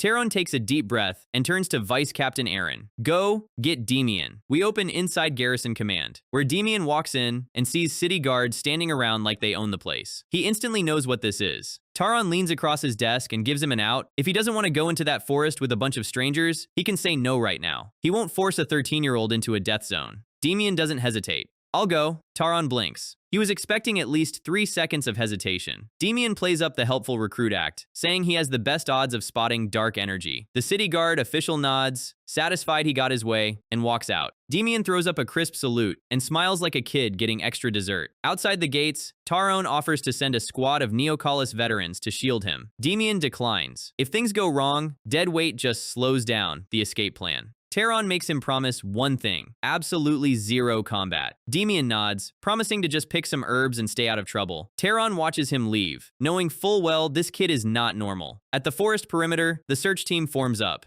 led by Captain Vassal of the Urkel Guard and Priestess Claire from the Adelant Temple. Demian checks the lineup. A priest and heavy infantry. They brought real firepower for a scouting trip. Vassal looks down his nose at him. You're Demian? Demian looks him dead in the eye. That's right. No sir, no salute, 0 respect. He explains the logic. They belong to different branches, so rank doesn't cross over. Vassal is just an old guy in armor. Vassal stammers, completely unprepared for a teenager using military bureaucracy against him. He mutters about lunatics while walking away offended. Priestess Claire glides over, her staff glowing faintly. She asks if he's really the one who identified the demonic corruption. Her eyes narrow behind her veil. She is testing him. She approaches slowly, watching every micro-expression. Demian greets her with basic politeness. She asks directly how a fresh recruit recognized forbidden dark magic. Her gaze is sharp enough to cut leather. Demian recognizes that look. She's checking if he's a cultist. So he pulls out the ultimate uncheckable lie. My late father told me. She asks for details about the bear carcass. Demian breaks down the physical anomalies clearly, explaining the black spots and blind rage that only appear with demonic mutation. Claire asks if his dad taught him that too.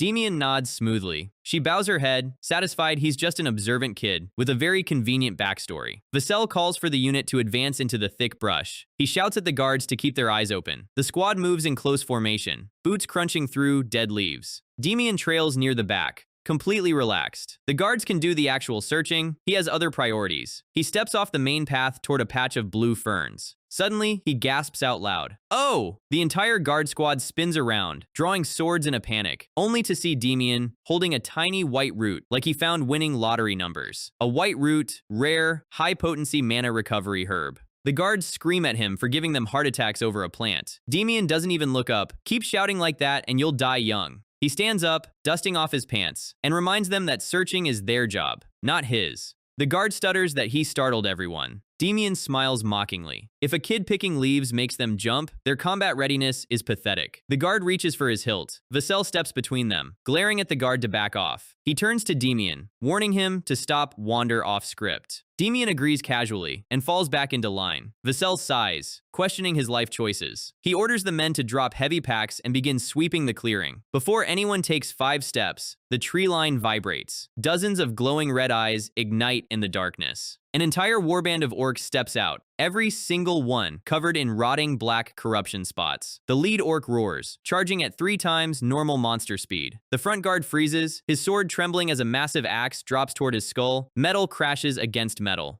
Demian shifts his spear angle, parrying the heavy axe blow effortlessly. He glances back with cold, dead eyes. Get a grip, you idiot! Vassal screams for battle formation as the orc horde slams into the defensive line. He assigns 3 guards to form a ring around Priestess Claire. Demian watches from the side. Vassal's command instincts aren't terrible, but the guards are terrified. A guard screams as an orc axe shatters his wooden shield. The guard ring collapses instantly, leaving Claire exposed on the grass. The corrupted orcs lock eyes with her. Holy energy acts like acid to demonic creatures, meaning she is drawn aggro target number 1. Two orcs break into a full sprint toward her. Claire drops to her knees, clutching her holy staff with shaking hands, frozen in place. Demian sees the gap opening. A faint golden light flickers around her hands, raw divine mana. The orcs raise their axes to execute her. The guards try to reach her, but they're pinned by 3 other monsters. Demian drops his forage bag. Taron said no fighting, but letting the priestess die ends the mission right here. He launches off the dirt, purple mana wrapping around his boots. 2 lightning-fast thrusts pierce straight through both orc throats mid-air. The massive corpses crash to the dirt at the guard's feet. Demian lands smoothly, turning to the guard. "Go reinforce the main line! Now!" The guard hesitates, looking back at the priestess. "I'll cover her. Move!"